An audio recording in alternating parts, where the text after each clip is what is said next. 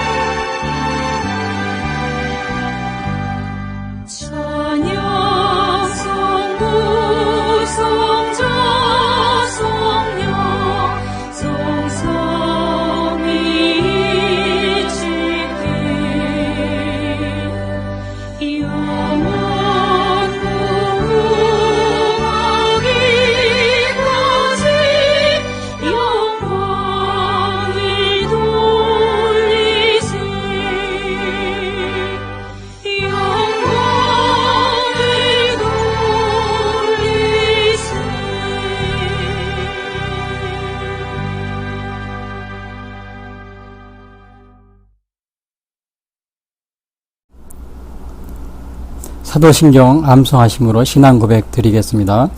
전능하사 천지를 만드신 하나님 아버지를 내가 믿사오며 그 외아들 우리 주 예수 그리스도를 믿사오니 이는 성령으로 잉태하사 동정녀 마리아에게 나시고 본디오 빌라도에게 고난을 받으사 십자가에 못 박혀 죽으시고 장사한 지 사흘 만에 죽은 자 가운데서 다시 살아나시며 하늘에 오르사 전능하신 하나님 우편에 앉아 계시다가 저리로서 산 자와 죽은 자를 심판하러 오시리라.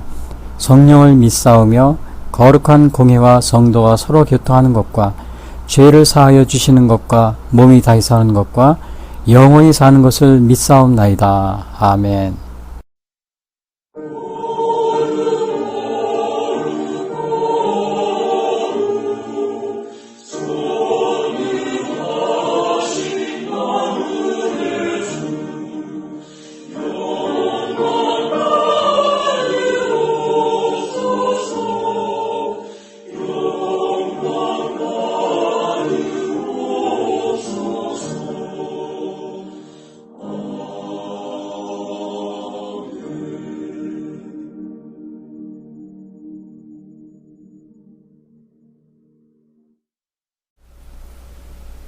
오늘 봉독할 성경 말씀은 신약 성경 마태복음 14장 3절부터 12절입니다. 전에 헤롯이 그 동생 빌립의 아내 헤로디아의 일로 요한을 잡아 결박하여 옥에 가두었으니 이는 요한이 헤롯에게 말하되 당신이 그 여자를 차지한 것이 옳지 않다 하였음이니라.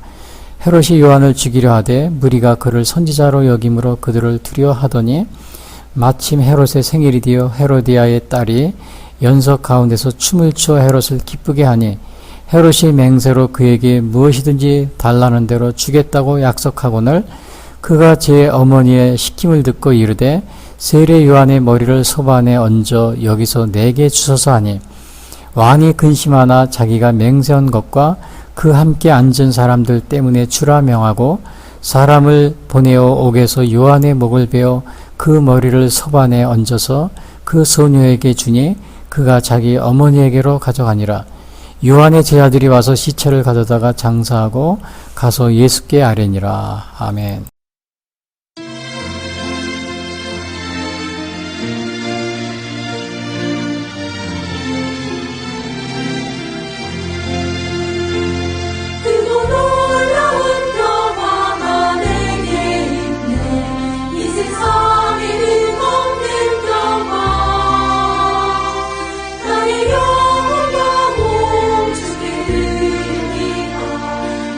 놀라운 나의 구주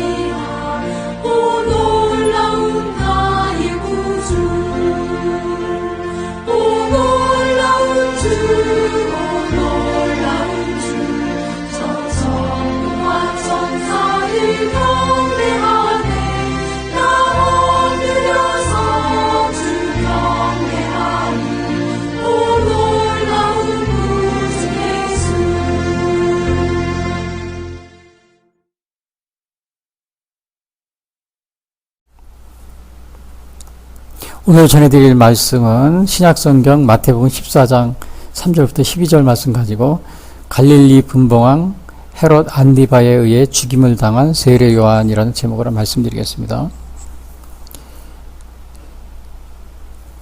자, 요즘 그 기독교 박해가 전 세계적으로 일어나고 있습니다.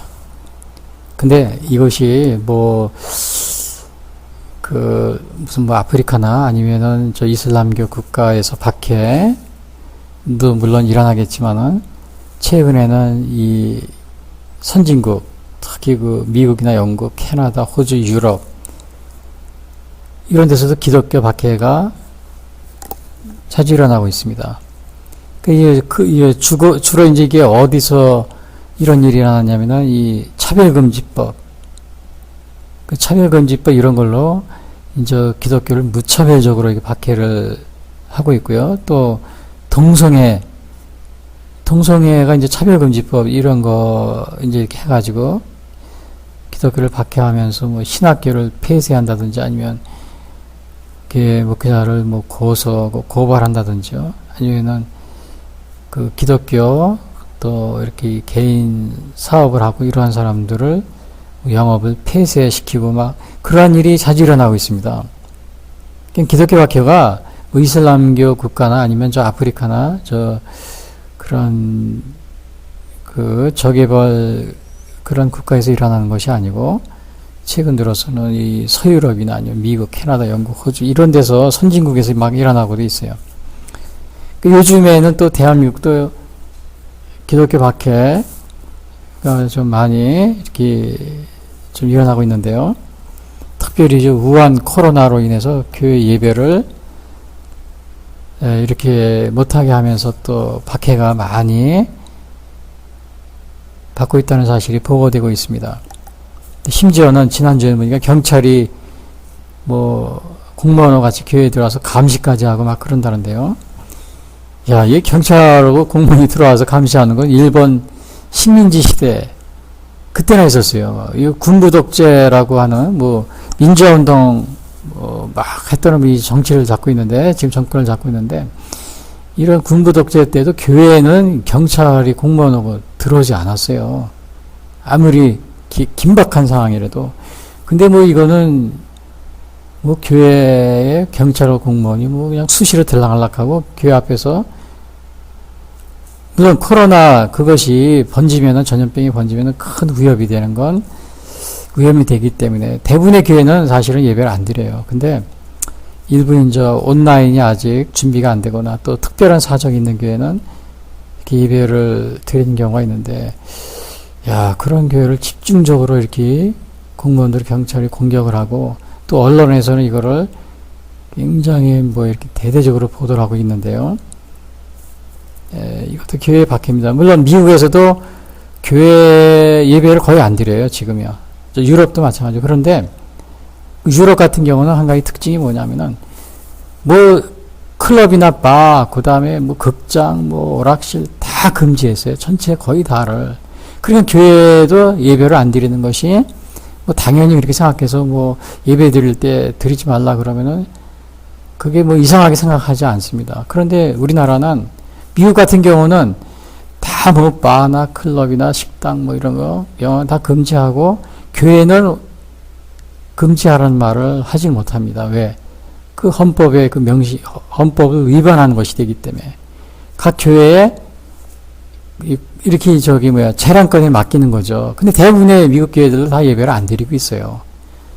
스스로. 근데 오늘인가 어제 미국 신문에 보니까 어느 교회는 그냥 예배를 드렸나 봐요. 크지 않은 교회에서. 근데 한 30명이 집단 감염이 됐더라고요. 그 목사님하고 같이. 근데도 경찰이 나와가지고 그러지 않습니다. 그러지 않아요. 그래서 오늘 유럽 같은 경우는 체포했다 이런 경우가 있어요. 어느 목회자를 예배드린 게. 근데 유럽은 전체를 거의 다 이렇게 금지시켰어요.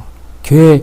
근데 우리나라 같은 경우는 왜 우리나라는 이거를 하면 안 되느냐? 첫 번째, 지금 우리나라는 교회를 이렇게 해서는 안 되는 이유가 있어요. 첫 번째는 먼저 이 중국 처음에 초기에 이 코로나가 번질 때 중국 차단을 안 했어요. 전 세계가 다 하는데 우리나라만 안 했어요. 지금도 안 하고 있어요. 이거는 그 중국 같은 경우, 중국에도 사실은 중국이 그 코로나 이것이 확산한 것이, 물론 시장에서 뭐 박쥐 때문에 퍼졌다 이러는데, 실제적으로는 거의 대부분의 과학자들이 어떻게 얘기하냐면, 중국에서 그 우한에 있는 그 화생방 연구소가 있다고 그럽니다. 생화학 연구소. 거기에서 고의적으로 이거를 외부로 유출시켰을 가능성이 있다. 이렇게 그 과학자들이, 생물학 학자들이 많이 얘기를 하고 있어요. 왜냐하면은 당시에 그 중국이 홍콩 시위 사태가 있어가지고 굉장히 입장이 난처했잖아요. 그러니까 아마 그거를 시선을 돌리기 위해서 아마 일부러, 물론 확실한 건 아니에요. 그 생물학을 그 과학자들이 그렇게 얘기를 하고 있어요. 거기에서 생물학 연구소에서 이것이 유출됐을 가능성이 가장 큰 가능성이 있다. 이렇게 과학자들은 다 그렇게 보고 있습니다. 근데 이제 정치인들은 중국에서 당시 홍콩의 그 시위가 굉장히 격렬했잖아요. 그러니까 그것을 돌리기 위해서 중국 공산당들이 이것을 고의적으로 유출하지는 않았나? 이렇게 의심을 하는 사람이, 정치인들은 그렇게 또 의심을 많이 하죠. 되게 그럴 가능성이 굉장히 많거든요. 그 우리나라도 이거를 중국인들이 입국 차단을 안 했어요. 초기에 제한을 안 했어요. 그 이유는 당시에 우리나라도 이 대규모 그 3.1절 집회를 이렇게 다 계획을 하고 있었거든요. 그 청와대나 광화문에서 대통령 하야 이런 거 가지고요. 이런 문제로. 그러니까 이제 아마 정부에서는 일부러 고의적으로, 중국에서는 홍콩에 그 집회에 있는 이거를 다른 데로 시선을 돌리게 하기 위해서 그 코로나 세균을 유추했다고 이렇게 사람들이 보고 있는데, 그렇게 보고 있듯이 우리나라는 일부러 이거를 중국 사람을 차단을 안 함으로써 고의적으로 퍼뜨렸을 가능성이 있다는 그러한 말을 정치인들이나 아니면 군사학 전문가들은 그렇게 많이 또 얘기를 하고 있습니다. 물론 그 의도는 우린 정확히는 알 수 없어요. 그러나 그런 가능성에 대해서는 얼마든지 가능성이 있는 거죠. 왜냐, 중국 입국을 초기에 차단을 안 한 것은 너무나도 이상해요. 전 세계가 다 차단하는데 안 한 것은 너무나도 이상한, 지금도 안 하고 있어요. 그래서 이제 그런 의심을 정부에서 받고 있고, 그러니까 이제 차단을 안 하면서 그 책임을 국민들한테, 특히 이단이지만은 신천지한테 막 책임을 돌리고, 또 요즘에는 교회한테 막 뒤집어지고, 또 교회를 예배를 차단하는데 교회에서는 반발하죠. 왜 반발하냐면은, 극장 같은 데도 아직도 이 금지를 시키지 않았거든요. 극장이나 많이 모이는 유흥업소라든지 또 아니면은 이런 모임이나 이런 거를 차단을 안 하고 있어요. 그러면서 교회 예배만 가지고 또 시위를 걸으니까요. 물론 신천지 같은 경우는 우한에서 온 사람들이, 그 신천지 교인들 중에 우한에서 온 사람들이 퍼뜨린 경우가 많이 있어요. 중국에서. 그러나 기독교인들은 우한을 들락락하거나 중국을 왔다 갔다 하는 사람도 없거든요. 그러니까 순수하게 중국 사람에 의해서 전염된 사람들이거든요. 그러니까 1차적으로는 정부가 책임이 있는 겁니다. 그런데 정부는 그 책임을 회피하기 위해서 그 중국 사람은 아직도 차단을 안 하면서 교회에다가, 다 TV들은 이걸 교회에서 퍼뜨린 것처럼 방영을 하고 그냥 막 그러고 있잖아요. 예배 상황을 막 이렇게 알려주면서. 정부에 1차적으로 책임이 있는데 이것을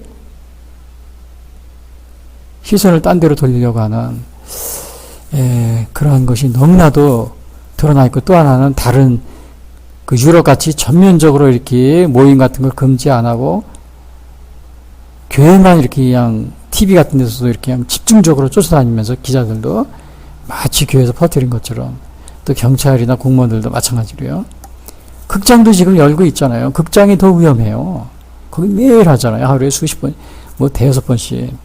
그게 말이 됩니까? 바라든지 아니면 이 클럽 같은데 그대로 다 하고 있습니다. 또 심지어는 엊그제 보니까 무슨 행사를 한다고 그러더라고요. 기원을 드린다고. 미신적인 그런 기원제죠. 민속촌인가? 그것도 모이는 거잖아요. 안 믿는 사람, 교회 안 다니는 사람들이. 그거는 또 경기도에서 허락을 해가지고 뭐 민석촌인가가 한다고 그러더라고요. 뭐 4회인가 5회 정도. 그거는 왜 허락을 하는 겁니까? 교회 예배를 못하게 하면서. 그러니까 이게 경기도 이재명 지사라든지 아니면 서울시 시장이라든지 이게 앞뒤가 안 맞습니다. 이게 지금. 특히 이거를 앞장서서 하는 그 박원순 서울시장이나 아니면 경기도 이재명 도지사는 아주 요 코로나 핑계 대면서 요게 때가 왔다. 그거 기다렸다는 듯이 강화문에 나와가지고 그 강화문에서 모이는 거 집회도 예배 드리는 거 그냥 다 와서 못하게 하고 또 이재명 지사도 그렇고요. 뭐 기다렸다는 듯이요. 그러니까 교회에서 저항을 하는 겁니다. 그래서 저항을 하는 거예요. 사실은 이게 대부분의 교회들이 다 알아서 다 자발적으로 안 하고 있어요. 몇몇 교회 하는 거 가지고 그냥 그걸 핑계 대가지고 그냥 TV는 또 TV대로 뭐 요 기회가 왔다 그래가지고 각 방송국 TV 방송국마다 그거를 찍어가지고 또 그냥 대서특필하고요.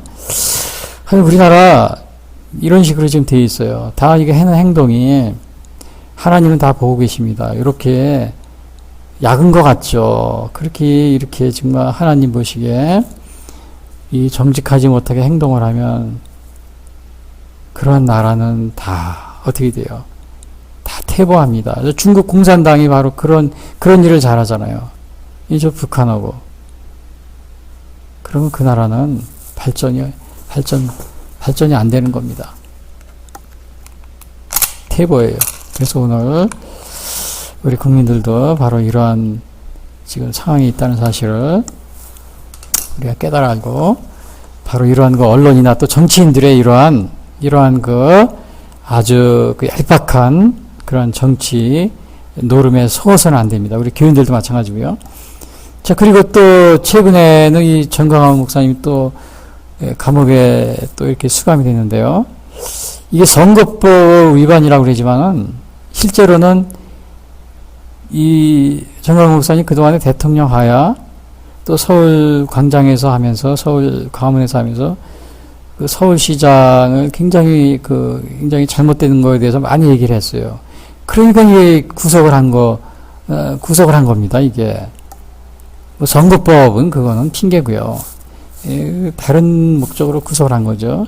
왜냐하면 3월 1일 대규모 그 대통령 하야의 집회가 예정이 되었는데 실제로는 여기에 참석할 예정한 사람이 100만 명 이상 아마 참석할 그러한 예정이었는데 그런 거를 미리 막기 위해서 또 이렇게 구속을 한 그러한 면이 있습니다. 코로나 사태를 핑계를 대면서 코로나를 그래서 수입을 했잖아요. 어떻게 보면 화생방 무기를 생화학 무기를 터뜨린 거나 마찬가지입니다. 서울이나 아니면 이 지방에다가 누가 지금 현재 정권이요. 중국 입국을 초기부터 차단 안 한 거는 생화학 무기를 터뜨린 거나 마찬가지예요. 자기 국민을 상대로 해서 생화학 무기를 썼다는 사실은 이거를 감추기 위해서 이 신천지 또 교회 예배를 그냥 대대적으로 그냥 교회에서 퍼뜨린 것처럼 광고를 하고 오히려 반대로 교인들이 지금 이러한 상황을 잘 판단해야 됩니다. 과거 예수님 당시에도 이 왕의 잘못을 나무라다가 구속이 된 사람이 있었어요. 감옥에 갇히고 죽은 사람이 있어요. 숨겨놨어요. 그게 바로 세례 요한이었어요. 오늘 성경에 나온 거예요. 그 헤롯 왕이 아니고 헤롯 왕은 죽었어요. 그 아들인데 성경엔 다 헤롯으로 나오더라고요. 헤롯 왕으로. 그러니까 그 당시에 이 헤롯 왕의 잘못을 지적하라니까 그만 감옥에 갇히게 됩니다. 그리고 죽었어요. 오늘날도 보면 이 정치가의 잘못이나 그 다음에 또 정치가가 정치를 잘못하면 이 이야기하는 것이 잘못된 것인가? 또 그걸 따지는 많은 사람들이 그걸 잘못된 게 아닌가 이렇게 생각하는 경우가 많이 있어요. 심지어 어느 목사님들은 그렇게 해서는 안 된다. 이념 우상에 빠지면 안 된다. 뭐 좌파 우파 편가를 만다 이렇게 얘기하는 우리 목사님들도 많이 있는데 근데 우리가 생각을 해보면요. 우리가 동성애를 뭐 반대한다고 매일 많이 하는데, 교회에서.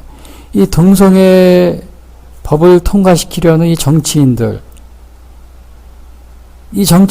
누가 뽑습니까? 국민들이 뽑아요. 그러면 이거를 선거를 바르게 하라, 올바른 정치인을 뽑아라, 이렇게 말하는 것이 이 정치 개입이고 잘못된 겁니까? 그렇지 않을 겁니다. 그렇진 않아요, 이게.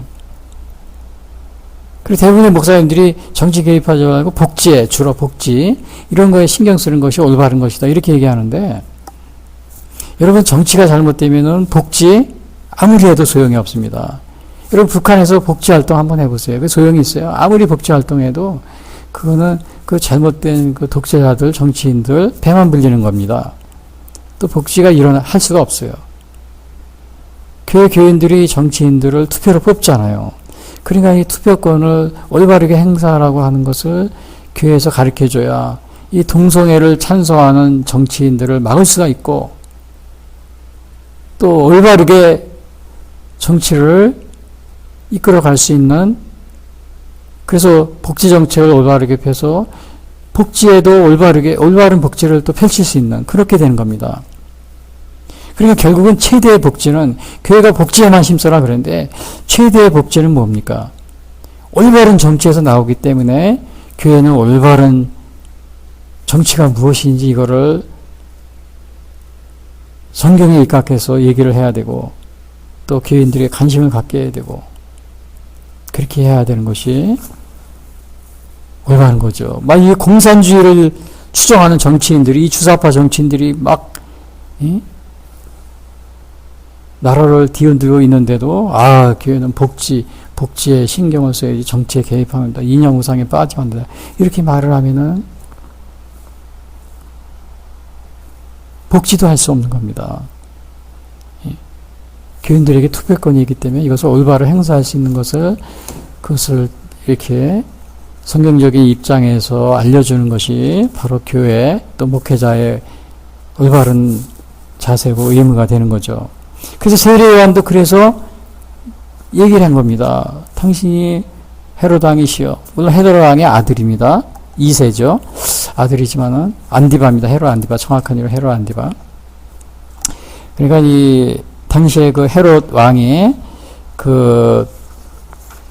초기에는 헤롯 왕이 있었어요. 헤롯 왕이 죽었는데 그 죽기 전에 그 4명, 한 10명의 부인이 있었는데, 그러니까 서로 이복 형제들이 많을 거 아니에요. 그 중에 하나가 그 헤롯 안디바입니다. 헤롯 안티파스 또는 헤롯 안디바로 이렇게 하는데, 근데 이 헤롯 안디바가 이 가계를 따지려면 굉장히 복잡해요.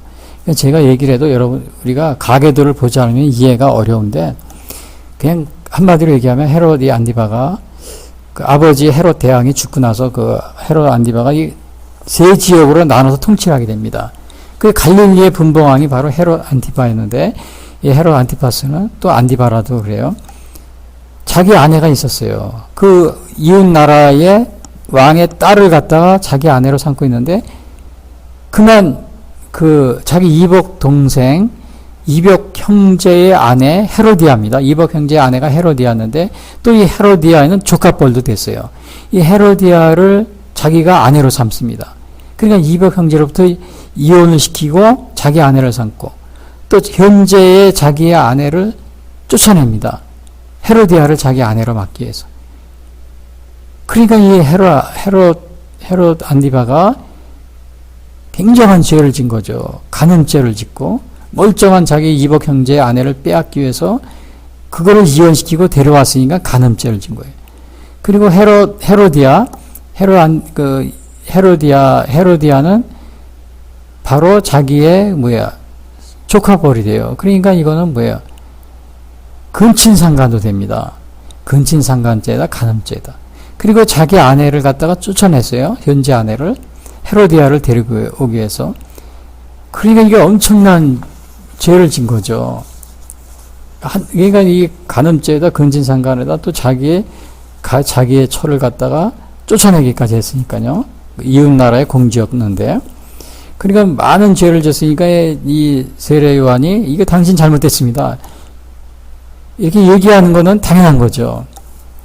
근데 왜 이거 정치가인들의 잘못을 지적을 하냐면은, 당시에 그 하나님은 정치인들이, 오늘날도 마찬가지지만 정치인들이 잘못되면은 하나님이 그 정치 그 왕 때문에 그 나라를 어렵게 합니다. 예를 들어서 아합 왕이 죄를 지니까, 우상을 섬기고 죄를 지니까 3년 6개월 동안 엘리야 선지자가 가가지고는 아합 왕의 잘못 때문에 어떻게 돼? 3년 6개월 동안 비를 안 내리는 그 하나님의 그 벌을 갖다가 선포하고 옵니다. 3년 동안 비가 안 오면 누가 고생해요? 백성들이 고생하는 거죠. 그러니까 이 세례 요한도 이 정치인들의 잘못을 그렇기 때문에 지적을 하는 거예요. 당신이 잘못했습니다. 왕이시여. 그거 잘못된 거 회개하십시오. 그 회개에 하나님의 사랑을 받아야, 그래야 또 나라가 안정이 되고 백성들이 편안한 겁니다. 이거를 지적을 하니까 이 헤롯 왕은 굉장히 싫어했던 거죠. 헤롯 안디바는. 그래가지고 물론 헤로디아도 싫어했던 거죠. 어떻게 기회가 있으면 죽이려고 그랬고요. 그런데 이제 어떻게 되냐면은 그 기회를 엿보고 있었는데 죽일 수는 없었어요. 옥에 가둔 겁니다. 얘기를 하니까 3절 4절에 보면 이런 말이 있어요. 14장 전에 헤롯이 그 동생 빌립의 아내 헤로디아의 일로 요한을 잡아 결박하여 옥에 가두었으니 이는 요한이 헤롯에게 말하되 당신이 그 여자를 차지한 것이 옳지 않다 하였습니다. 그러니까 이 헤로디아를 제가 아까 얘기한 것처럼 굉장히 복잡하잖아요. 이거 여러분 저도 너무 복잡해서 다시 얘기하기가 좀 그런데, 아무튼 간음죄에다가 근친상간죄를 저지른 거예요. 그러니까 이거를 얘기한 건데, 이 얘기를 들은 헤로디아가 굉장히 싫어했어요. 그래 어떻게든지 세례요한을 죽이려고 그랬어요. 그래서 자기 남편한테, 헤롯 안디바한테 얘기하면은 남편은 그걸 듣고도 좋아했어요. 하여튼 그 세례요한이 눈에 가시 같으니까 그걸 제거하고 싶었지만은 백성들이 두려워서 그걸 못한 겁니다. 기회만 엿보고 있었던 거죠. 기회만. 근데 여기서 세례요한이 이런 말이 있어요. 그 요한을 잡아 결박하여 옥에 가두니 4절에 보면 이는 요한이 헤롯에게 말하되, 그런데 이 말하되라는 원어를 보면은 한 번만 얘기한 것이 아니고 여러 차례. 그 세례 요한이 이 헤롯 안디바의 이 헤롯 왕의 이 잘못을 여러 차례 지적을 했다는 것이 알 수가 있어요. 지적했다는 것을. 그러니까 이제 세례 요한은 왕이시여 당신이 행한 것은 옳지 않습니다. 빨리 회개하시고, 그리고 전처를 쫓아버렸는데 원래 처를 좀 그거 안 됩니다. 다시 원래 처를 부르시고, 이 헤로디아는 이렇게 이복 형제 그 아내를 빼앗아 가지고 와서 아내를 삼는 것은 이건 죄입니다. 그리고 자꾸 얘기를 한 겁니다. 여러 번 얘기를 한 겁니다. 사실은 성경에서는 형제의 형제의 아내를 맞는 거, 이것이 성경에서 허락을 하고 있어요. 언제? 후사가 없을 때는 그거를 허락하는 게 있어요. 그게 신명기 25장 5절에 보면 이런 말이 있습니다. 형제들이 함께 사는데 그 중 하나가 죽고 아들이 없거든 그 죽은 자의 아내는 나가서 타인에게 시집가지 말 것이요 그의 남편의 형제가 그에게로 들어가서 그를 맞이하여 아내로 삼아 그의 남편의 형제된 의무를 그에게 다 행할 것이요. 그러니까 후사가 없으면은 그 형제 중에 남편이 죽으면은 그 남편의 형제들이 대를 잇기에 또 결혼을 하는 그런 풍습이 있었습니다. 계대 결혼이라고 그래요. 근데 이 헤롯 안디바는 헤롯 왕이죠. 전혀 그런 건 관계가 없어요. 자기가 헤로디아 또 조카였어요. 헤로디아는 그 헤로디아가 좋다고 그래서 그 조카가 그 배달은 그 이복 형제의 딸이었거든요. 그게 조카예요. 이복 형제의 딸로 조카. 자기가 좋다고 그래서 자기 이복 형제가 결혼해서 살고 있는 걸 이혼을 시키고 자기가 데려온 겁니다. 근데 이거를 따라간 그 헤로디아도 어떻게 보면은 헤롯 안디바, 헤롯 왕하고 똑같은 좀 그러한 아주 좋지 않은 그런 거라고 우리가 볼 수가 있어요. 좀 헤롯 안디바하고 헤롯 안디바 왕하고 이 헤로디아는 어떻게 보면 똑같은 정말 만약에 헤로디아가 이건 옳지 않은 일입니다. 그리고 헤롯 안디바가 이렇게 꼬셨어도 이렇게 유혹을 했어도 그걸 거절을 할 수가 있는데 같이 따라한 거 보니까 같이 그 악한 일을 하는 부부가 그러한 모습을 볼 수가 있습니다. 되게 남편이 그러면 아내가 그걸 말릴 수도 있어요. 올바른 저거를 마음을 가지고 있으면요. 근데 둘이 똑같이 그러면 어떻게 말릴 수가 없습니다. 말릴 수가 없어요. 그래서 여기서 세례 요한이 결국은 그러니까 어떻게 돼요? 옥에 갇히게 된 겁니다. 그래서 옥에 갇히게 된 거예요. 그 이제 아마 세례 요한도 만약에 친구들이 반응을 예상을 한다면 이런 친구들도 있었을 거예요. 세례 요한한테 야, 왜 이렇게 경솔하게 행동을 해서 헤롯을 책망해가지고 비난을 받느냐? 가만히 있지. 왜 그렇게 했느냐? 아마 이렇게 했을 수도 있을지도 몰라요. 그렇게 말한 친구들도 있었을 거예요. 그러나 세례 요한은 그 불의를 보고서 그거를 헤롯 왕한테 바로 얘기를 해줬다는 사실. 여러분은 우리 다윗도 보면 우리아의 아내를 간음을 행하게 됩니다. 유부녀죠, 유부녀. 그러니까 그걸 감추기 위해서 다윗이 우리아를 또 죽입니다. 그러니까 살인죄에다 간음죄를 줬어요.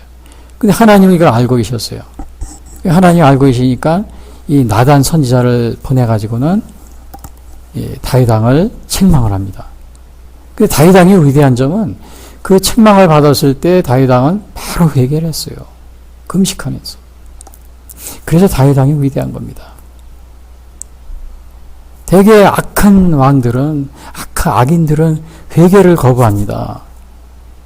악인들은 회개를. 그러나 의로운 사람들은 이렇게 자기 잘못이 드러났을 때는 정말 바로 회개를 합니다. 아합 왕도 보면은, 저 북이스라엘의 아합 왕도 보면은 정말 이렇게 하나님 보시기에 악을 행했어요. 그래, 자기에게 좋게 거짓말로 예언을 해주는 선지자들은 좋아하고, 올바른 얘기를 하는 사람들은 싫어하고 그랬어요. 그 중에 하나가 미가야 선지자입니다. 그러니까 아합 왕한테 미가야 선지자가 전쟁에 나가면 죽습니다. 그러니까 조심하십시오. 그리고 아주 충고를 많이 해줍니다. 그러니까 이 아합 왕이 이 미가야 선지자를 싫어해가지고 옥에 가둡니다. 옥에 가뒀어요. 오늘 우리도 보면은 오늘날 우리 사회가 많은 모순이 있고 또 정치 지도자의 이 잘못 그런 걸 많이 보고 있잖아요. 여러분이 그것을 보았을 때 담대히 말할 수 있는 그런 용기가 있습니까? 제가 앞에서도 얘기했지만 요즘에 그 정광훈 목사님 사랑제일교회 담임 목사랑 그리고 또 한기총 대표 회장이잖아요.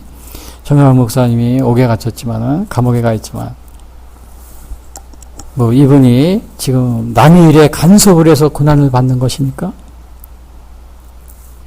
사실 이 정광훈 목사님이 아니었으면 작년에 우리 대한민국은 굉장한 위기에 처해 있었어요. 왜냐하면은 아마 정광훈 목사님이 이거 나서지 않았으면은 김정은이 아마 서울을 방문했을 거예요. 아마 부산이나.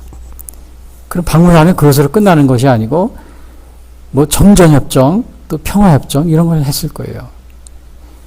교회에서도 목사님들이 그거 하라고 지금 막 난리치고 정전협정을 평화협정을 매일 돌아다니면서 그거 선전하고 광고로 다니면서 얼마나 많이 있습니까? 그러면 김정은이 북한에서 왔으면은 그것으로 끝나는 게 아니고 어떻게 돼요? 근데 이 김정은이 오면 안 되는 게 있어요. 절대로 와서는 안 돼요. 왜냐하면은 일단 오면은 물론 정전협정하고 서울에 왔으니까 평화협정하고 그렇게 했으니까 자동적으로 어떻게 미군이 필요 없게 되니까 주한미군 철수하라 지금 그렇게 되고 주한미군 철수하라 이렇게 분위기를 잡기 위해서 어떻게 돼요? 미 대사관에서 매일같이 저 월남처럼 반미 데모하고 대사관 앞에서 미군 나가라 그러고 지금 그러고 있을 그럴지도 모르죠. 만약 코로나가 아니었더라면요. 그렇게 됐을 겁니다. 근데 그거를 정광훈 목사님이 그걸 막은 겁니다. 어떻게 보면 정광훈 목사님 큰 일을 한 거예요. 그걸 그것을 일어날 것을 예측을 하고서 막은 거죠. 근데 김정은이 서울 초청을 해서는 안 되고 또 와서는 안 되는 그런 이유가 있어요. 왜? 핵도 포기 안 했잖아요. 그리고 북한의 헌법은 적화통일 노선 그대로 가지고 있어요. 적화통일입니다. 완전히 공산주의로. 그리고 그동안에 이 잘못한 거에 대해서 뭐 사과한 적이 있어요? 6.25 전쟁에서 사과한 거? 안 합니다. 6.25 전쟁. 아직도 북침이라고 그래요. 대한민국에서 북쪽으로 전쟁을 일으켰다고 그래요. 가르치고 있어요. 또 더군다나 또 1980년대 5.18 문제, 물론 이것은 대한민국 민주화로 되어 있지만 또 실제적으로는 이 북한 개입이 거의 확실합니다. 이것은. 왜냐면 북한에서 매년 이것을 기념하고 있었어요. 거의 80년대 그 이후부터 김일성이 살아있을 때요. 어떻게 보면 제2의 6.25 사변이죠. 이거에 대해서 사과를 해야 되는데 이거 안 하고 있잖아요. 연평해죠. 엊그제 천안함 이런 건 둘째 치고요. 이런 게 지금 있는데 와서 서울에 와가지고 평화협정, 정전협정 하면 이 말이 안 되는 거죠. 근데 이거를 우리 정광훈 목사님이 정말 자기 그 목사님 교회 교인들 완전히 회생을 한 겁니다. 이것을 막아선 겁니다. 막아섰어요. 근데 지금 이러한 일에 대해서 교계에서 여러 가지 반응이 있습니다. 반응을 합니다. 이게 왜 정치에 개입하느냐. 막 그러고 있는데, 이념 우상에 빠져 있다. 막 그러는데, 지금 우리 대한민국은 이 좌파, 우파 이런 개념이 아닙니다. 정치할 때 여당, 야당 이것도 아니에요. 완전히 공산주의의 위험에 처해 있어요. 이 공산주의가 어떻게 보면 사상적으로 공산주의, 사회주의를 추종하는 사람들이 대한민국을 지금 점령하고 있는 거나 마찬가지. 이미 침입을 당하고 있는 상황이에요. 이념 우상이다. 좌파, 우파 편가르게 하느냐. 이거 지금 따지고 그럴 상황이 아니라는 겁니다. 지금. 이것은 어제 3월 27일 서해의 날이었잖아요. 26일이었나요? 이미 거기에서 문재인 대통령이 연설에서도 그게 금방 그게 나타나 있잖아요. 우리 대한민국이 어느 정도 위험에 처해 있나. 그 연설문에 이 북한이라는 단어 한마디도 언급을 안 하잖아요. 한마디도. 그리고 그동안에 문재인 대통령이 6.25 전쟁이라든지 아니면은 또 서해 천안함 사건 이 기념식에 참석한 적이 있어요? 없어요. 올해가 처음인데 또 작년에는 또 그 현충일 때는 6.25 뭐라 그랬어요? 김원봉이 언급하면서 김원봉은 대한민국 이 6.25 전쟁의 전범이잖아요. 그걸 국가유공자로 추천하고요. 여러분 이런 거 보면은 완전히 지금 대한민국은 이 공산화가 되어 있다는 겁니다. 거의 정치인들, 이 지도자들 이 행동을 보면 그게 다 그대로 나타나 있잖아요. 그리고 그 연설하면서 그거 보니까 또 어제 서해 수호의 날 3월 27일인가요? 그거 보니까는 이제 9.19 군사합의로 인해서 2년 전에 3년 전에 한 거죠. 그것 때문에 평화가 왔습니다. 한반도에. 막 그러고 있잖아요. 평화가 온 겁니까? 김대중 대통령도 그랬어요. 평화상도 받고 그랬지만은 북한을 방문하고 나서 이제 평화가 왔다 그랬지만 북한이 우리가 개성공단 금강산 관광하고 있을 때 북한은 뭐 하고 있었어요? 핵무기를 개발하고 있었어요. 핵무기. 근데 그거 없앤다 그래요. 더 위험해진 겁니다. 지금 문재인 대통령은 9.19 군사합의가 정찰도 안 하고 이렇게 훈련도 안 하고 그냥 다 철조망도 철저하게 GP도 철사가 막 이렇게 한 게 평화가 온 것 같지만 이 기간은 어떻게 돼요?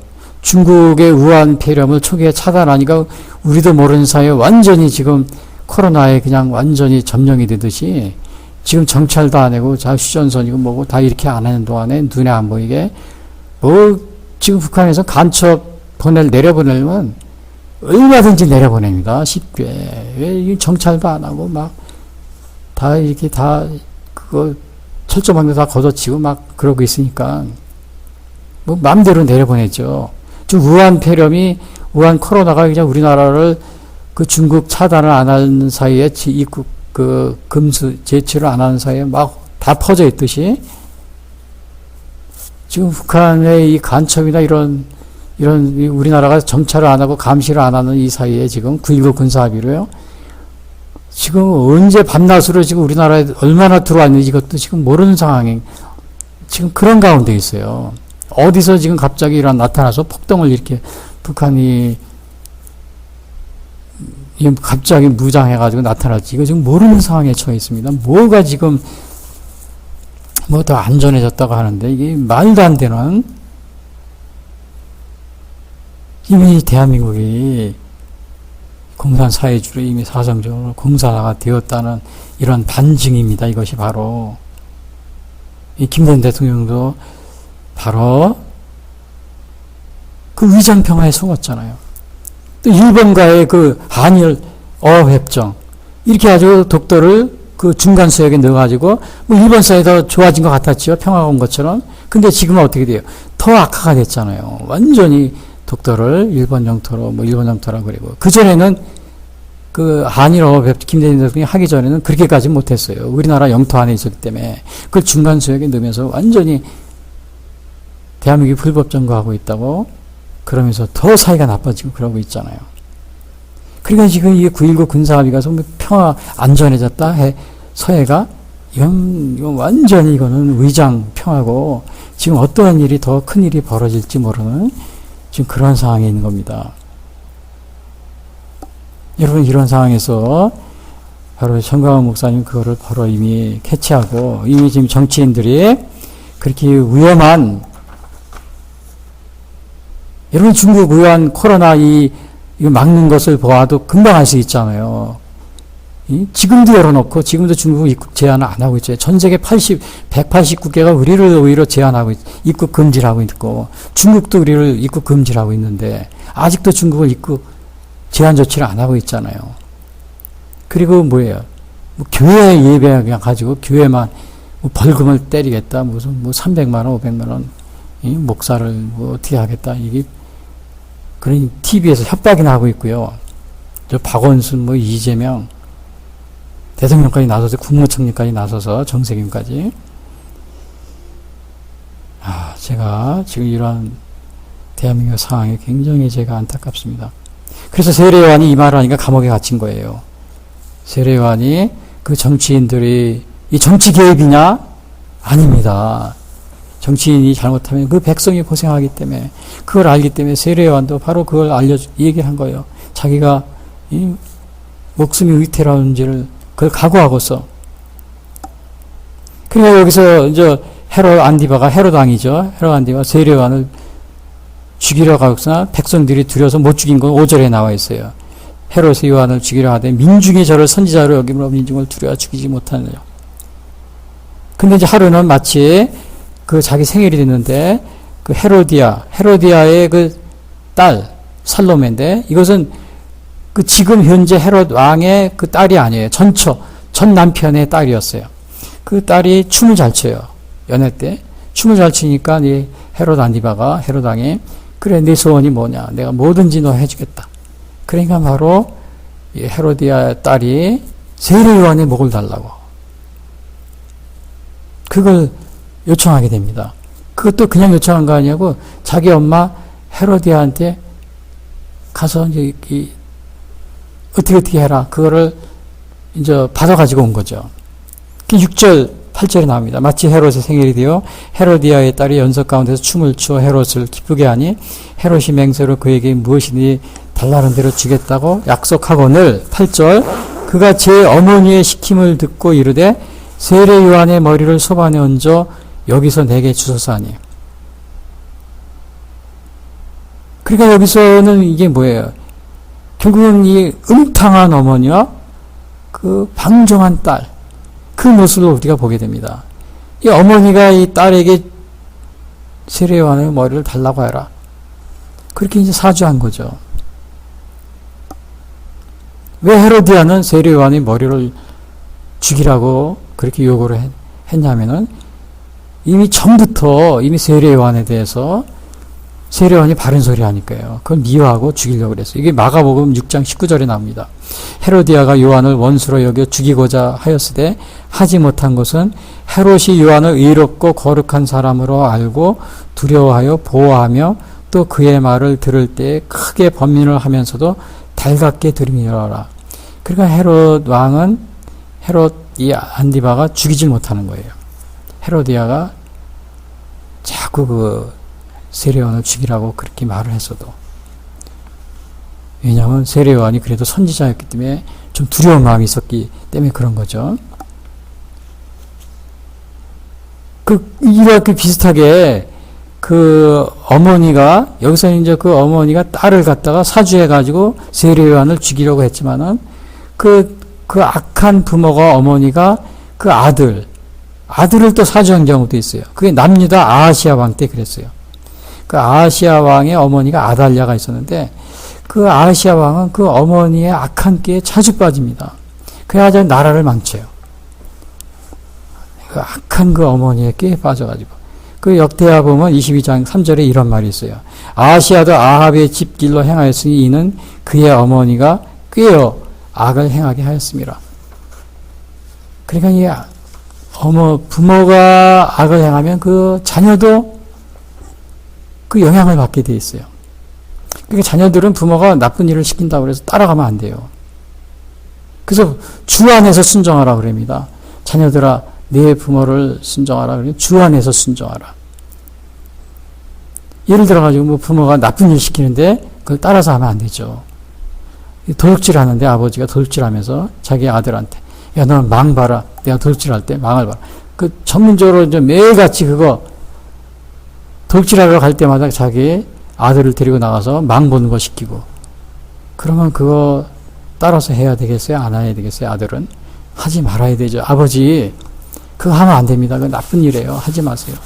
나 절대로 망을 볼 수 없어요. 이렇게 하는 게 올바른 자녀죠. 그래서 부모가 어떤 부모는 또 돈 벌기 위해서 자기 딸을 매출을 일부러 시키는 부모가 있어요. 베트남이 그렇대요. 제가 언젠가 그 베트남에서 그 제가 사업하는 사람을 만난 적이 있는데 그 베트남 얘기를 하더라고요. 그러면서 베트남은 부모가 어린 딸을 이렇게 매춘을 시킨대요. 그래서 거기서 돈을 벌고 그런답니다. 그리고 이게 부모나 그 딸이나 그 시키는 그걸 따라서 하는 그 딸이나 둘 다 잘못된 거죠. 어머니가 그러면은 어머니 이건 나쁜 일이에요. 하면 안 돼요. 죄입니다. 그렇게 해야 되는 거죠. 근데 요즘에 보면은 신천지들이 가출한답니다. 집에 연락을 안 하고 몇 년 동안 연락을 안 하고 합숙생활하고 막 그런데요. 나가서. 이런 거는 잘못된 거죠. 뭐 부모가 잘못한 것도 없는데 나가가지고 연락을 끊고 그래서 신천지에서 코로나 많이 걸린 이유는 그 가출한 사람들이 또 집을 나뉜 사람들이 합숙 생활을 한답니다. 신천지는 그러니까 모여 있으니까 코로나에 잘 걸리는 거예요. 그러니까 이제 아무튼 이 세례 요한을 그 머리를 달라 그러니까 쟁반에 그 죽이려는 거죠. 그러니까 결국은 헤롯 왕이 어떻게 돼요? 그걸 죽입니다. 죽여가지고 그걸 쟁반에 담아가지고 가지고 왔다 그랬어요. 그게 9절에 나옵니다. 왕이 근심하나 자기가 맹세한 것과 그와 함께 앉은 사람들 때문에 주라 명하고 사람을 보내 옥에서 요한의 목을 베어 그 머리를 소반에 얹어서 그 소녀에게 주니 살로메입니다. 헤로디아의 딸. 그가 자기 어머니로 가져가니라. 그거를 연애하는데, 잔치하는데, 그 파티하는데, 그거를 쟁반에 담아가지고 사람의 머리를, 아마 피가 흘렀겠죠. 그게 정말, 이런 악의 극치입니다. 악의 극치. 예. 그 잔치와 파티하는데 사람의 그 피가 뚝뚝 흘러지는 그 머리를 쟁반에 가지고 온다. 그게 사람이 할 짓입니까? 이런 거를 하고 있어요. 그 머리를 요한의 목을 베어 그 머리를 소반에 얹어서 그 소녀에게 주니 그가 자기 어머니에게 가져가니라. 그러니까 그 어머니나 그 딸이나, 그리고 그 왕, 헤롯 안디바죠. 헤롯 왕도 그렇고. 또 더 나쁜 거는 뭐예요? 그 함께 앉은 귀인들은 또 침묵하고 있었던 거예요. 거기 보니까 그 함께 앉은 귀인들이 그 함께 앉은 사람들 때문에 주라 명하고, 그 함께 앉은 사람들이 있어요. 거기에 와 있던 사람들은 뭐예요? 다 뭐 천부장, 뭐 그 다음에 귀족들 그렇대요. 그 사람들도 가만히 있었던 거예요. 동의한 거예요. 침묵은 동의라고 그래서. 그리고 그 사람의 머리를 그 파티하는데 그 쟁반에 담아가지고 오는 거, 얼마나 이게 악한 일입니까? 그리고 좀 정상이 아니죠. 사람을 죽여도 그런 식으로. 저 북한에도 보면 사람을 죽일 때 그냥 죽이지 않고 뭐 고사포로 뭐 쏜다든지, 고사포는 대공 비행기를 격추시키는 거 고사포. 그 다음에 뭐 화염 방사기를 해가지고 뭐 쏴가지고 흔적도 없이 날려버리고 그런다고 그랬잖아요. 되게 선진국에서는 사람 사형해도 안락사 시키잖아요. 고통이 없게. 야, 그러니까 이게 얼마나 이 잔인한 겁니까? 잔인한 거예요. 그리고 또 여기서 이 세례요한은 재판 없이 처형을 당한 거예요. 재판 없이. 그냥 억울하게. 그 과거에도 재판은 있었을 거예요. 그러나 재판 없이 그냥 처형을 당해요. 함께 앉은 그 귀인들은 다 침묵을 했고요. 이 재판 없이 처형한 거 보니까 또 박근혜 대통령 생각나는데, 박근혜 대통령도 이 유죄 판결이 나기도 전에 헌법재판소에서 이거를 파면시킬, 뭐 인용도 아니고 파면이라는 말을 썼더라고요. 이게 원래 파면이라는 말을 쓰면 안 된다고 그러더라고요. 그 당시에 누구예요? 뭐 이정민 헌법재판소가 재판관이 파면이라는 말을 썼는데, 이 엉뚱한 판결을 내린 거지, 이게. 재판에서는 유죄 판결을 아직 죄가 있는지 없는지도 판결이 안 났는데도. 그러니까 그게 와 있으면 헌법재판소는 당시에 그 박한철 헌법재판소 소장인가요? 이분은 그게 딱 왔으면, 아직 유죄 판결이 안 난 거고 재판도 가지도 않았는데, 이거는 저희들이 여기서 기각이냐 인용, 파면이 아니고 그냥 기각이냐 인용, 이거를 할 수가 없는 상황입니다. 그리고 국회로 돌려보냈어야 되죠. 그걸 안 한 겁니다. 박한철 헌법재판소 소장님은. 그냥 했어요. 그리고 국회에서 탄핵안도 가결하는 것도 이거 의논 없이 그냥 바로 진행했어요. 얼마 전에 이 당시 국회의장이 정세균이에요. 지금 뭐 국무총리 하고 계시죠. 또 당대표는 추미애 당대표 하고 있을 때 한 거죠. 이거 올바르지 못한 결정을 한 겁니다. 최소한 트럼프 대통령도 얼마 전에 탄핵하는데 거기 보니까 그 국회의원들이 발언하고 또 변론하고 변호하고 한 달 동안 하더라고요. 한 달을. 그리고 한 달 지나서 가결을 하더라고요. 표결하더라고. 지금 정세균 국무총리 하고 계시죠. 그 정세균 뭐 교회도 다니는 집사님이라고 그랬는데, 이거 제대로 한 건지 이거 정말 이거 회개하셔야 됩니다. 당시에 국회에서 이거를 시간을 두고, 뭐 미국처럼 한 달은 아니더라도 최소한 뭐 일주일은 아니더라도 뭐 하루 정도는 해야 되는 거 아니에요. 변호할 수 있게끔 반대하는 사람들의 이야기를 들어보고, 그런 것도 전혀 안 했어요. 그냥 바로 그냥 뚝딱 1초 만에 1분 만에 그냥 해고서 가결하고 헌법재판소로 보내더라고요. 당대표 추미애 지금 법무부 장관 하신 분, 그러니까 이 정세균 국무총리님, 뭐 국회의장이 그리로 또 여당 가서 정부에 가서 하는 것도 좀 이상하지만, 그런데 이거 회개하셔야 됩니다. 또 추미애 법무부 장관도 회개하셔야 돼요. 당시에 올바르지 못한 이 헤로드 왕이 그랬죠. 재판도 없이 그냥 처형한 거예요. 이게 그거 변론할 기회도 갖지 않고 바로 헌법재판소로 이거를 국회에서 의결해서 보냈다는 것은 굉장한 잘못입니다. 이 헤로드 왕하고 뭐가 다릅니까? 지금 대한민국의 정치인들은 이 헤로드 왕과 같은 수준밖에 안 되는 거예요. 그리고 북한의 이 고사포나 이 방사포로 화염 방사기로 사람을 죽이는 이 김정은만 그런 수준밖에 안 되는 겁니다. 지금 미국의 트럼프 대통령은 내가 보니까 실제 생방송하는 걸 다 제가 들었어요. 그거 변호하는 거, 변론하는 거. 그 트럼프 쪽에서 변호사들이 나와서 계속 또 여당 의원들이 계속 얘기하고 담당자들이 얘기하고 한 달 동안 하더라고요. 변호하고. 우리 그거 어안이가 했어요. 세례요한도 재판도시 그냥 막 처형했어요. 이정미 헌법재판소 재판관이 그냥 뭐 파면이다 막 하듯이 맘대로 한 거죠. 그리고 함께 앉은 사람들이 침묵을 한 겁니다. 여기서. 그래서 갈릴리의 귀인들과 천부장들, 유대인들이죠. 그들이 침묵한 겁니다. 이 동의한 거예요, 이게. 이 불의의 등교자가 된 거예요, 불의의. 헤롯은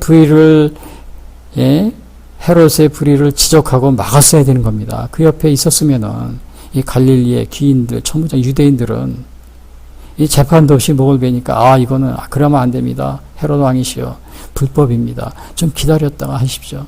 좀 변론할 기회도 주고 재판을 받고 난 다음에 죄가 확정되면 해야 됩니다. 그리고 이 연회장 파티에 사람의 목을 이렇게 가지고 와서 목을 베어서 가지고 너무 잔인합니다. 이렇게 사용을 해서 안 돼요. 이런 얘기를 왜 안 합니까? 당시에 유대인들은 안 했어요. 박근혜 대통령 탄핵할 때 잘못했다고 바른 말 얘기하는 사람 한 명도 없습니다. 없어요.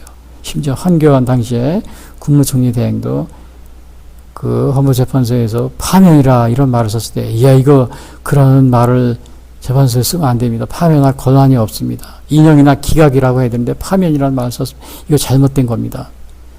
또 왜 헌법재판소 이거 국회로 돌려보내야 되는데 왜 이걸 안 보내고 그냥 했습니까? 이런 것도 지적을 했어야 되고요.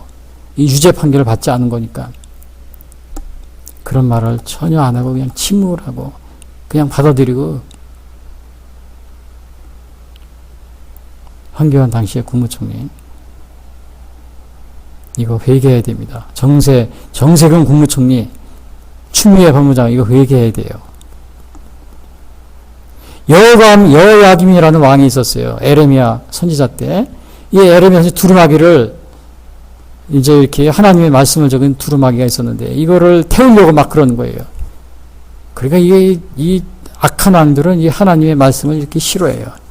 오늘 요즘에도 보면은 뭐 코로나 핑계 대고서 그냥 교회를 어떻게든지 그냥 예배를 못 보게 하려고 하는 그런 정치인들처럼 이 악한 왕들은 이렇게 하나님 말씀을, 이 여호야긴 왕도 이게 두루마기를 태우려고 그래요. 그러니까 그 옆에 있던 선지자들이 있었어요. 엘라딘과 들라야, 그마리아와 이런 선지자들이 있어요. 그마리아는 선지자가 있었는데 막 만리합니다. 이거 태우면 안 됩니다. 하나님의 말씀을 불살르면 안 됩니다. 에레미야 36장 25절. 엘라딘과 들라야와 그마리아가 왕께 두루마기를 불사르지 말도록 아레오도 왕이 듣지 아니하였으며, 그냥 막 말린 거예요. 잘못한 게 있으면 이걸 얘기를 해야 돼요. 대한민국 지금 우한 코로나 굉장히 지금 많이 퍼져 있고 많은 사람이 죽었는데, 이 방송이나 또 이런 정치인들 보면 방역을 잘하고 있다, 전 세계의 모범이다 이런 말을 하고 있더라고요. 지금 전 세계 180개국 우리나라 입국을 제한하고 있는데 뭐가 모범입니까? 이 초기에 중국을 입국 제한을 하고 검역을 해야 된다, 이거를 말하는 사람이 없어요. 정치인, 그 여당, 그 청와대에 있는 분들 중에 전혀 없어요. 그 장관들이 있는데 다 그런 말을 안 하더라고요. 누구 한 사람 얘기하는 사람이. 그거 막았어야 돼요. 홍콩이나 대만은 참 싱가포르 잘 막았잖아요. 몽골도 그렇고, 러시아도 그렇고. 그렇게 했어야 되는 거예요. 대만 같은 경우는 우리나라보다 중국의 의존도가 더 높습니다. 더 많이 우리만큼도 그 중국에 수출하고요. 그래도 그걸 했어도 그렇다고 그래서 뭐 지장을 받지 않고 그래요. 처음엔 중국이 뭐라 그러겠죠. 그러나 그거 나무라지 못합니다. 그렇게 하는 거. 중국도 지금 우리 입국 제한하고 있잖아요. 지금 유럽인가 미국인 제한을 또 안 하고 있어요. 이것도 해야 돼요. 왜 의료인들이 너무 지금 완전히 그냥 지금 막 완전히 뭐라 그래요. 힘이 너무 많이 들고 있잖아요. 너무 돌보는 그 한도가 있기 때문에. 중국을 입국을 제한 안 했으니까 뭐 미국이나 유럽도 제대로 지금 못하고 있는 거죠. 중국은 안 하고 왜 유럽이나 미국을 하냐, 이런 욕 먹잖아요. 그러니까 또 안 하는 거예요. 입국 제한을. 의사들은 자기들의 한계가 왔다고, 국내 사람도 지금 치료하기 어려운데, 이걸 입국 제한을 빨리 해달라고 해도 안 하는 거예요. 주위에서 이거 얘기를, 원래 바깥 사람들은 하지만 이 청와대나 아니면은 여당에서는 하질 않고 있어요. 더 오히려 코로나를 퍼뜨리려고 아주 작정을 한 것 같아요. 그리고 교회, 애꿎은 교회만 가가지고 방송들이, TV에 가가지고 기자들이 가서 찍어가지고 방송에다 교회 얘기만 하잖아요. 나이트클럽이라든지 아니면은 저기 뭐야 극장이나 아니면 다른데 바러니 이런 전혀 제한도 그런 데는 금지도 안 하고 있으면서 뭐 잘못하면 교회가 예배 때문에 잘못하고 목사들 때문에 그 우리나라 속담에 유유상종이라는 게 있잖아요. 악한 자들 주위에는 악한 자들만 모인다 그런 속담이 있어요. 그러니까 유유상종 비슷한 동료 사람은 비슷한 사람이에요. 악한 사람들 주위에는 악한 자들만 모여요. 지도자가 공산 사회주의자면은 주위에 모두 공산주의 사회주의자들만 모입니다. 지금 그렇잖아요. 청와대가. 예? 엊그제 3월 26일 서해의 날도 그 뭐예요. 대통령이 이렇게 기념사를 하면서도 북한이 그랬다는 소리가 북한자 한마디도 안 꺼냈잖아요. 또 9.19 때문에 평화가 왔다고 그러고 지금 북한이 핵무기를 계속 개발하고 있고 무슨 일을 더 꾸밀지 모르는데 무슨 평화입니까? 평화는. 지금 감시를 안 하니까 또 간첩이 들어와도 지금 모르게 돼 있어요. 지금 대규모로 간첩이 어디 들어와도 알 수가 없게. 청취를 안 하니까요. 유유상종입니다. 지도자가 그러니까. 서울시도 보면은 뭐 그냥 전화 방송할 때 보면 사람 중심, 뭐 안내 방송 사람 중심 서울시입니다. 이 사람 중심이 왜 거기서 나옵니까? 이게 북한의 헌법 3조가 나와 있어요. 사람 중심 사회 북한. 이 김일성 주체사상에 왜 서울시에서 그런 방송이 나옵니까? 이 서울시 시장이라든지 아니면 지도자들이 다 이 북한을 추종하는 주사파라는 그러한 증거가 아닙니까? 이게 어디든지 가도 뭐 제가 엊그제는 저기 뭐야 주민센터 갔는데 거기는 또 더불어 무슨 동 주민센터라고 있더라고요. 또 오늘 구청에 갔는데도 더불어 구청 뭐 이렇게 나와 있더라고요. 이 더불어하고 사람 중심은 북한 공산주의당에 쓰는 겁니다. 대한민국에 쓰고 있어요. 왜냐? 이 유유상종이에요. 이 지도자가 공산 사회주의자니까 다 주위에 그런 사람들만 모이는 거예요. 제가 아무튼 요한이 살해된 요한이 죽은 다음에 그 요세푸스라는 역사학자는 그 헤로당에 대해서 이렇게 얘기해요. 헤로당은 나중에 그 자기 헤롯 안티바가 자기 아내를 쫓아버렸잖아요. 그 이웃나라 왕의 땅에 공주였는데 그러니까 그 이웃나라 왕은 화가 나가지고 쳐들어왔어요.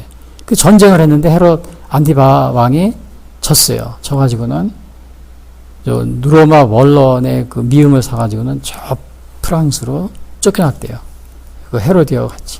그리고 그 딸, 헤로디아의 딸, 이 살로메는 그 다른 그 이복 동생하고 또 어느 또 왕, 헤롯 왕이죠. 헤롯 왕, 이복 동생 헤롯 그 필립인가요? 그 결혼했는데 필립 2세. 얼마 안 있다가 정말 얼음, 겨울에 얼음이 깨져가지고 그냥 얼음에 이렇게 빠져 죽었다는 그러한 그 기록이 있습니다. 역사학자가. 얼음에 뭐 찔려 죽었다나 그래요. 아무튼 그 시편 1편에도 나와 있잖아요. 악인은 그렇지 않음이요 바람에 나는 개와 같도다. 약한 것은 정말 바람에 나는 개와 같이 망하게 되어 있습니다. 여러분 이런 악을 감추고 회개하지 않고 그렇게 하려고 그러지 마세요. 특히 우리나라 정치인들 국회의원, 시장, 뭐 도지사, 대통령님, 또 여당 국회의원, 뭐 야당 국회의원 다 마찬가지입니다. 이 헤로당의 이 이야기, 세례요한이 결론적으로 말씀드렸고 부도덕한 우리는 먼저 지도자가 되지 말아야 돼. 헤로당 같이 그래서 여러분 이번에 국회의원 선거인데 국회의원 또 시장, 도지사, 대통령 이런 분들 잘못한 거 있으면 이 헤로당처럼 고집 부리지 말고 회개하시고 다윗왕처럼 회개하시고 그런 분이 되시기를 바라고 또 세례요한처럼 불의한 것이 있으면 담대히 말하는 그러한 목회자 우리 성도님들이 되시길 바랍니다. 정광훈 목사님은 정말 어떻게 보면은 나라를 구했습니다. 작년에 굉장히 위기했었어요. 여러분 아마 그런 건 모르실 거예요. 저는 벌써 보면 딱 압니다. 지도자들, 정치 현재 지도자들이 완전히 이 공산사회주의 이점에 사로잡혀 있고 이 나라가 굉장히 어려운데 그걸 알고서 이미 마고성이 정광훈 목사님이었어요. 근데 이거를 뭐 이념 우상 이념이다 무슨 뭐 좌우 편가른다 이게 비난하는 분이 있는데 지금 우리나라 이 상황을 몰라도 너무 몰라서 하는 겁니다. 모르는 거예요. 현재 대한민국은 좌우가 아니에요. 이미 공산주의하고 전쟁입니다. 공산주의가 이미 점령을 하고 있어요. 그리고 이 부도덕한 지도자와 동행하면서 악을 행하지 말자. 이거 침묵을 했잖아요. 헤로당이 그 세례요한의 머리를 베어가지고 목을 베어서 가지고 나오면 아유 옆에 있던 사람들이 그 유대인들이야 귀족들이야. 아유 그건 너무 그렇게 하면 안 됩니다. 말렸어야 했는데 그렇게 안 한 거예요. 가만히 있은 거예요. 지금도 뭐예요? 이 동성애 옹호하는 이러한 정치인들 또 이런 게 막 또 김일성을 추종하는 뭐 주사파 시진핑이나 또 중국의 마오쩌둥, 뭐 베트남의 호지민 뭐 이런 걸 존경한다고 뭐 쫓아다니는 사람이 있는데 이런 악한 지도자와 동행하면서 악을 행하서는 안 됩니다. 제가 전에도 얘기했죠. 북한에 우리 김익두 목사님 유명하잖아요. 김일성을 쫓아다녔어요. 김일성을 지지하고 나중에 김일성한테 죽임을 당했죠. 얼마나 이게 이 죽음에서 후회를 했겠어요. 지금 현재 우리 목사님들 또 히틀러 치하의 독일의 목사님들 그냥 히틀러를 지지한다고 막 성명서를 발표하고 난리 쳤죠. 우리나라 6.25 전쟁 때도 저 북한이 쳐들어오니까 어떻게 했어요? 서울에서 목사님 장로들이 뭐 김일성 환영위원회 조직해가지고 환영한다 그러고 뭐 백두칭성위원회 요즘에 서울에서도 한복판에 강화문에서 매일 그거 하고 있잖아요. 백두칭성위원회 미대사관 앞에 가서 매일 반미 나가라고 데모하는 이 백두칭성위원회 엊그전에 보니까 뭐 오세훈 시장 선거하는데 국회의원 선거하는 데 가서 그 앞에서 편말 들고 또 서 있더라고요. 이런 사람들은 그 국정원에서 뒷조사 해가지고 이 북한하고 다 연결돼 있을 겁니다. 이런 사람들은 잡아다가 다 뒤에 해요돼요. 국정원이 가만히 있어요 지금. 경찰도 그렇고. 그리고 사역자에게는 환난과 핍박이 따르게 되므로 환난과 핍박을 두려워하지 말자. 두려워하지 마. 계시록 20장에 보면 이런 말이 있어요. 또 내가 보좌들을 보니 거기에 앉은 자들이 있어 심판하는 권세를 받았더라. 또 내가 보니 예수를 증언한과 하나님의 말씀 때문에 목배임을 이마와 손에 그의 표를 받지 아니한 자들이 살아서 목배임을 당한 자들의 영혼들과 또 짐승과 그의 우상에게 경배하지 아니하고 그들의 이마와 손에 그의 표를 받지 아니한 자들이 살아서 그리스도와 더불어 1000년 동안 왕노릇하니. 그러니까 순교한 사람들이 하나님과 함께 하나님 보좌에서 예수님과 왕노릇한다는 이러한 것이 계시록 20장 4절에 나와 있습니다. 다 같이 기도하겠습니다. 지금까지 예수 선교의 설교 방송을 시청해 주신 분들께 감사를 드립니다. 요한복음 3장 16절은 하나님이 세상을 이처럼 사랑하사 독생자를 주셨으니 이는 저를 믿는 자마다 멸망치 않고 영생을 얻게 하려 하심이라 라고 말하고 있습니다. 또한 성경은 예수 그리스도를 영접하는 모든 사람들에게 영원한 생명을 약속하고 있습니다. 요한일서 5장 11절에서 13절은 또 증거는 이것이니 하나님이 우리에게 영생을 주신 것과 이 생명이 그의 아들 안에 있는 그것이니라. 아들이 있는 자에게는 생명이 있고 하나님의 아들이 없는 자에게는 생명이 없느니라. 내가 하나님의 아들의 이름을 믿는 너희에게 이것을 쓰는 것은 너희로 하여금 너희에게 영생이 있음을 알게 하려 함이라 라고 말하고 있습니다.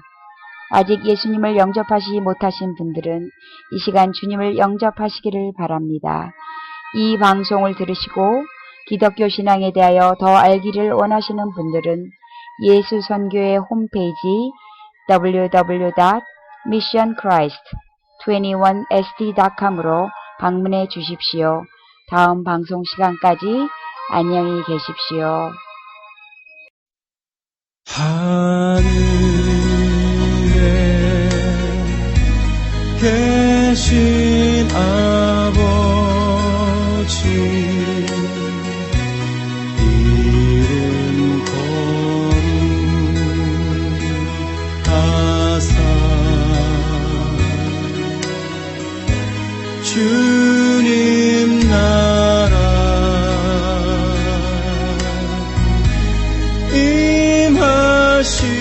임하시고 뜻이